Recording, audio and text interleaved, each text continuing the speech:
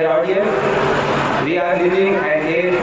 There are several opportunities for youngsters in public life, social work, and administration. Society needs students of disciplined mind and well-cultured manner, and our institutions, colleges like Rafi Ahmed Tilwai are doing well in its direction. ज्ञान और विज्ञान मिलकर रास्ते बन जाएंगे, आने वाली पीढ़ियों को मंजिलों तक लाएंगे, नाज होगा सारी दुनिया को हमारी खोज पर, और हम अगली सदी के रहनुमा बनेंगे। हाज़रीन, इस जगह में आज जो तालिबे इल्म यहाँ तशरीफ फरमा है, कल इन्होंने इसी विद्यालय में तालीम हासिल करी थी, जो आज आला तरीन ओहदों पर फराइज को अंजाम दे रहे हैं। जलवा अफरोज हैं, कोई डॉक्टर है, तो कोई हरदोई में एक ही कॉलेज था जो रफ़ी अहमद तिलवई के नाम से जाना जाता था, जिसका डिसिप्लिन सारी हरदोई क्या हरदोई के अलावा यूपी भर में मशहूर था। हाज़रीन, उस वक्त यहाँ की कंडीशन क्या थी, ज़्यादा फैसिलिटीज भी अवेलेबल नहीं थी, लेकिन उस वक्त इसका डिसिप्लिन बहुत ही मशहूर था और सब लोग इसका लोहा मानते थे। कितने ही मोर्चों पर परखा गया है हमको, उसने हमारा लोहा यूं ही नहीं माना, इसका लोहा पूरी हरदोई ने माना गया। और इसका रिजल्ट भी बहुत अच्छा होता था, क्योंकि यहाँ पर well cultured manner student treated. हाज़रीन, अज्ञान है हमको भी ज्ञान नहीं है कि ज्ञान के सागर में अभिमान नहीं है, श्रद्धा का प्याला है तो मिल जाएगा 2 घूंट जल, ज्ञान का पीना कोई आसान नहीं है। हाज़रीन, अगर हमारे अंदर श्रद्धा है, लगन है, चाव है, ललक है, तो श्रद्धा के प्याले के साथ हम तालीम को हासिल कर सकते हैं। तालीम कोई भी हो, चाहे वो हिंदुस्तानी तालीम हो, चाहे वो अरबी तालीम हो, यहाँ तक कि हमको चीन तक जाना पड़े तो हमारे प्रिंसिपल साहब से हमने सुना था, असद अली फारूकी सर से, कि अगर तालीम को हासिल करना हो, हदीस में भी कहा गया है कि चीन तक जाएं। वहाँ कौन सी तालीम होती है? क्या अरबी तालीम होती है? क्या उर्दू की तालीम होती है? वहाँ आप मुआशरे की तालीम हासिल करें, कैसा मैनर है, कैसा तरीका है, किस तरह आपको रहना है, किस तरह आपको चलना है, ये तालीम हासिल करें। और हमारा इंस्टीट्यूशन कुछ इस तरह के अंजाम देता रहा है।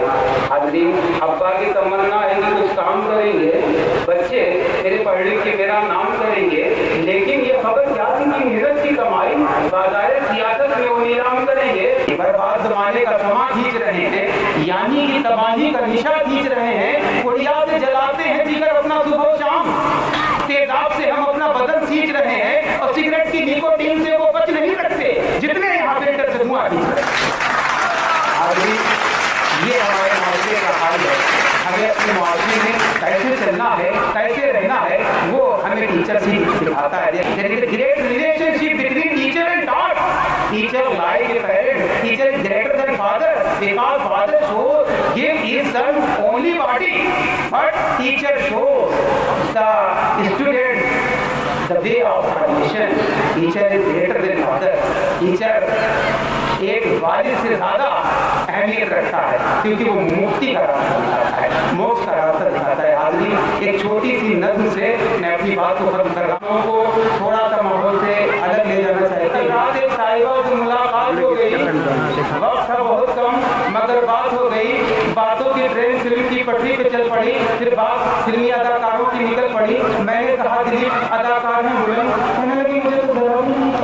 मैंने कहा उनकी अदाकारी में क्या है डिफेक्ट? मैंने उनसे मैंने कहा दिला किसी की तारीफ कीजिए, कोई नाम कोई और दीजिए।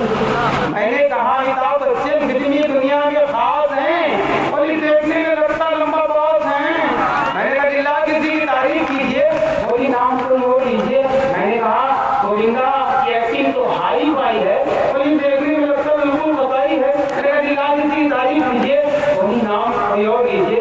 मैंने कहा जानी बाकर जानी के एक्शन, और इस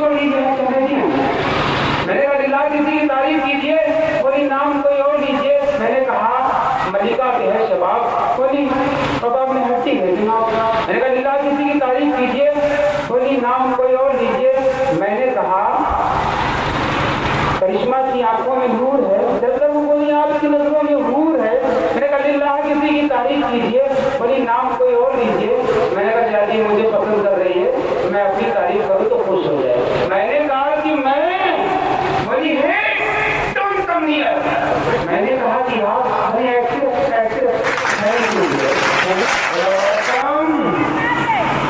मैं समझा मेरा तारुफ पूछ रहा है। मैंने कहा आलम रब्बानी। चला गया, शाम को आया डिनर लेकर, फिर बोला बड़ा काम। मैंने कहा आलम रब्बानी। मैं समझा मेरा तारुफ पूछा, लेकिन मुझे शक हुआ कि इसका मालिक कुछ और होते। वहाँ के लोगों से पूछा, लोगों ने बताया बड़ा कम के माने होते हैं सलाम या नमस्ते के। वो तुमको सलाम कर रहा था और तुम उससे कह रहे थे आलम रब्बानी साहब। मैंने कहा ये बड़ा बहुत बड़ा गुनाह हो गया। मैं सुबह अगर वो आएगा तो मैं उसको सलाम करूंगा सबसे पहले। वो जैसे ही दाखिल हुआ, मैंने कहा बड़ा काम। बोला आलम रब्बानी।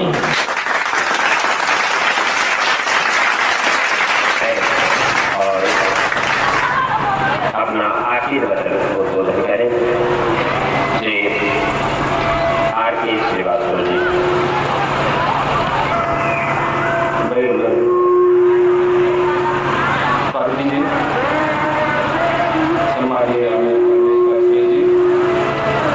अवस्थी जी, प्रभारी DIS साहब, दीक्षित जी, वरिष्ठ नागरिकगण और भूतपूर्व छात्र जो कि अभी हमारे समाज के विभिन्न अंगों में या विभिन्न स्थानों में शोभा बढ़ा रहे हैं एवं प्यार प्यारे बच्चों, बहुत अधिक समय ना लेते हुए सर्वप्रथम मैं आप सभी का एक पूरा विशेष रूप से भूतपूर्व छात्र वृंदा में बैठे हुए लोगों का हार्दिक स्वागत एवं अभिनंदन करता हूँ तथा विद्यालय प्रबंधन को धन्यवाद देता हूँ कि मैं इस बात के लिए धन्यवाद दूंगा। यदि इतने लोगों को मैं सुनता नहीं तो विद्यालय के बारे में इतना, विद्यालय ने क्या बनाया है, लोगों को क्या दिया है, किस तरह के छात्र, किस तरह के लोग यहाँ से बाहर निकले हैं, उनके बारे में शायद नहीं जान पाता। इस बात के लिए मैं मंच संचालक को धन्यवाद देता हूँ कि मुझे नहीं सुन रहे हैं। ना सिर्फ शिक्षा वरन अनुशासन जिसमें कि सामान्य जीवन में मेहनत और कला, संस्कृति एवं खेल कूद और जैसा कि आपने बताया कि NCC भी अभी हाल में शुरू होने जा रहा है। स्काउट एंड गाइड तो पहले से ही है, यहाँ पर सभी क्षेत्रों में जो है कार्य किया जा रहा है। सही मायने में अगर देखा जाए तो विद्यालय ही एक ऐसा स्थल है जहाँ से देश के नागरिकों की उत्पत्ति होती है और राष्ट्र का निर्माण होता है। तो शिक्षकों के या विद्यालयों के जो भी योगदान है वो निश्चित रूप से अमूल्य है, क्योंकि उन्हीं पर ही राष्ट्र का निर्माण संभव है। विद्यालय के लिए बहुत ही गौरवपूर्ण माहौल आज वर्ष में इस मंच को गौरवान्वित कर रहे हैं। ऐसे फारूकी साहब दीक्षित जी, मैं आमंत्रित करूंगा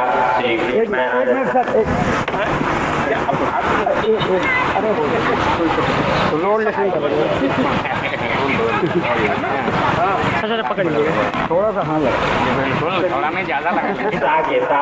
आज जितने भी सांस्कृतिक कार्यक्रम इस मंच पर हुए, मैं जोरदार तालियों से एक मकबूल साहब का विद्यालय में 44 वर्ष का कार्यकाल पूरा किया और अपने कर्मठता से, अपनी निष्ठा से इस विद्यालय को सदैव गौरवान्वित करते रहे हैं। आज ये मंच भी आपकी उपस्थित से गौरवान्वित है। इस विद्यालय को सदैव आगे की ओर बढ़ाया अपनी कर्मठता डॉक्टर महेंद्र मोहन वर्मा जी धन इंटर कॉलेज में प्रवक्ता के पद पर कार्यरत हैं। 1975 और 76 में जो विजय कोटिला सरायकोट ईस्ट के निवासी हैं डॉक्टर फाहिम फारूकी, जो धर्मशाला रोड के निवासी हैं। यूनानी के तालियों से जरूर करें। पीछे जो छात्र बैठे हुए हैं उनके लिए भी ये साफ संकेत है कि आप भी ऐसे ही थोड़ा सा फिजियोथेरेपिस्ट हैं। 1988 से नूरुद्दीन अंसारी, जो इदरीसगंज के निवासी हैं, होम्यो क्लिनिक आपका ये बहुत ही विशिष्ट चीज है। डॉक्टर की जाति के पेशे के साथ अभिनय से जुड़ा होना। मित्र जी विश्वविद्यालय से शिक्षा ग्रहण करने के पश्चात BSN डिग्री कॉलेज में लखनऊ विश्वविद्यालय में अध्ययन ग्रहण करने के पश्चात एडवोकेट, जो नियमित सिविल लाइन्स के निवासी हैं और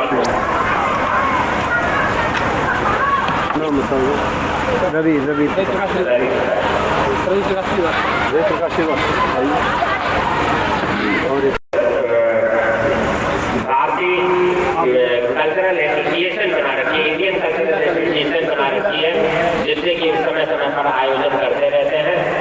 यहाँ जो सांस्कृतिक कार्यक्रम प्रस्तुत हुए हैं उनमें पहले एडिट करते हैं, उसको एडिटर के रूप में है, और जब वो समाचार इनकी कलम इनके आज्ञा से गुजरता है तभी आपको चैनल पर देखने को मिलता है। अतुल श्रीवास्तव जी 1981 से 1970 पूर्वी गन्ना मिल कॉलोनी के पीछे के निवासी हैं। और लोग आए हैं, साथ भी करेंगे बढ़िया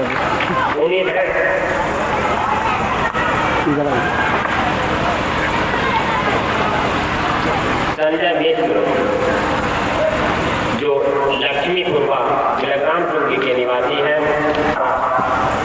हम नमन करते हैं, धन्यवाद देते हैं और उन भूतपूर्व विद्यार्थियों को जो हमारे एक ही बुलावे पर चले आए।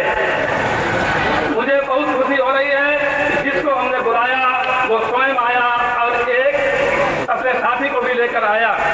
तो अपने निवर कुमार और भर कुमार विद्यार्थियों को तथा अन्य अतिथियों को भी बार बार पुनः धन्यवाद देता हूँ, जिन्होंने अपना अमूल्य समय निकालकर। श्रीवास्तव जी, समारोह के विशिष्ट अतिथि माननीय मिश्रा जी, प्रबंध समिति के अध्यक्ष श्री सिन्हा साहब, प्रबंध समिति के प्रधान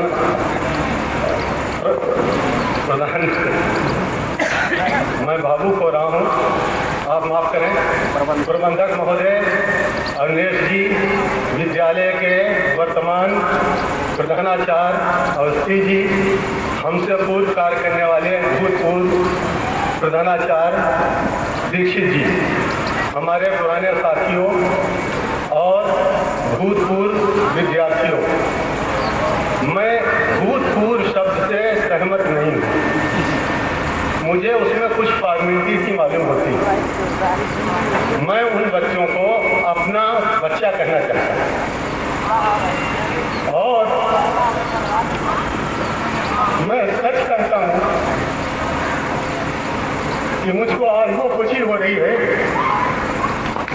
जो किसी बात को अपने बेटों से मिलने से होती है। और आज पहचान भी नहीं पा रहा हूँ, इसलिए जो बड़े हो गए हैं वो हमको पहचान पाते हैं। लेकिन मैं कितना भाग्यशाली हूँ कि उन्होंने अपना ही उन्नत करके मेरा सम्मान बढ़ाया है, इस विद्यालय का सम्मान बढ़ाया और विद्यालय के लिए गर्व की बात है कि हमारे वो बच्चे उस जमाने में, जिस जमाने में छोटे छोटे बच्चे थे, हो सकता है कि वो कभी उन्होंने उससे बात भी न की हो, मैंने उससे बात न की हो, इसलिए कि मेरे विद्यालय का ऐसा अनुशासन था कि जिसमें गुरु और शिष्य की परंपरा पूरे तरीके से, कि आप सब जानते होंगे, बच्चे पहचानते होंगे कि कोई भी बच्चा सीधे शायद मुझसे न मिल पाता हो, मुझसे बात न कर पाता हो और मैं उनको पहचान भी न पाता हूँ। लेकिन आप सच मानिए कि मेरे दिल में उन बच्चों के लिए वही प्यार था, वही स्नेह था जो एक बाप को अपने बच्चे से होता है। मैंने सदैव इस विद्यालय को अपना परिवार समझा।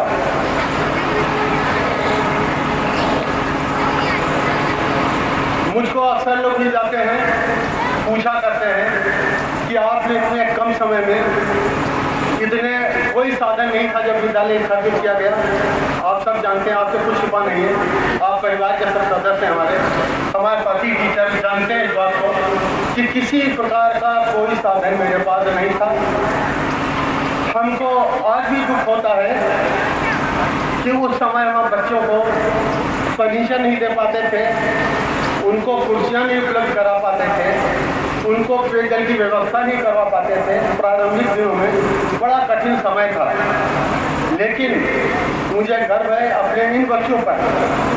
उन्होंने अनुशासन बनाए रखते हुए, मेरी आज्ञा का पालन करते हुए सब कुछ सहन किया और अपने पढ़ाई को आगे बढ़ाते रहे और आज उस स्थान पर पहुँचे हैं जब उनको देखकर, उनको सुनकर मुझे गौरव होता है। जीवन में कभी निराश नहीं हो गए, कभी असफल नहीं हो गए। ये एक ऐसा संबंध है गुरु और शिष्य का, इससे पवित्र कोई संबंध नहीं दुनिया में है। बाप बेटे का भी संबंध होता है, लेकिन उसमें भी कहीं न कहीं कुछ स्वार्थ अवश्य होता है। न स्वार्थ हो ये होता है कि हमारा बेटा आगे अफसर बन जाए, हमारे बुढ़ापे का सहारा बन जाए, यानी कोई न कोई स्वार्थ जरूर होता है। लेकिन अगर एक अच्छा गुरु है, वो अपने शिष्य के लिए निस्वार्थ भावना रखता है। क्या आप समझते हैं कि विद्यालय में जितने टीचर काम करते हैं वो सब फर्स्ट क्लास है? बिल्कुल ऐसा नहीं है। लेकिन कोई भी अच्छा टीचर जो टीचर कहे जाने योग्य है, वो कोई भी ऐसा टीचर नहीं है जो कभी ये ना कहता हो कि मेरा बच्चा फर्स्ट क्लास हो जाए। आप देखिए, वो खुद फर्स्ट क्लास नहीं है, लेकिन अपने बच्चे को, अपने स्टूडेंट को फर्स्ट क्लास बनाने के लिए पूरी कोशिश करता है और उसमें कोई स्वार्थ नहीं। यह नहीं कि बुढ़ापे में उसको कोई सहारा देगा, वो हो सकता है बुढ़ापे में वो हमको पहचाने भी नहीं, लेकिन निस्वार्थ भावना से वो काम करता है। ये एक पवित्र बंधन है शिक्षा से। इसी तरीके से अब तो मान्यताएं बदल गई हैं, ज़माना बदल गया है। हम देखा करते हैं कि टीचर और उसमें झगड़े भी होते हैं, सब होता है, लेकिन ये दोनों तरफ से था। गुरु अपने शिष्य को अपने बच्चे के समान मानता था और बच्चा अपने गुरु को अपने पिता से ज़्यादा आदर देता था। यह हमारी मान्यता थी, लेकिन अब समय के साथ साथ मान्यता बदल रही है। इस संबंध में मैं एक हिस्ट्री का, इतिहास का एक वाक़या आपको बताना चाहता हूँ। आपने सिकंदर महान का नाम सुना होगा। उनके गुरु अरस्तु, अरिस्टाटिल जिनको कहते थे, वो उनके वहाँ कुटी में रहते थे। भारतीय जैसे परंपरा थी, इतिहास में वहाँ यूनान में तो गुरुकुल में रहकर शिक्षा पाते थे। तो आप हमारे ऐसे 10 सिकंदर बना लेंगे। ये गुरु शिष्य की परंपरा थी। मैं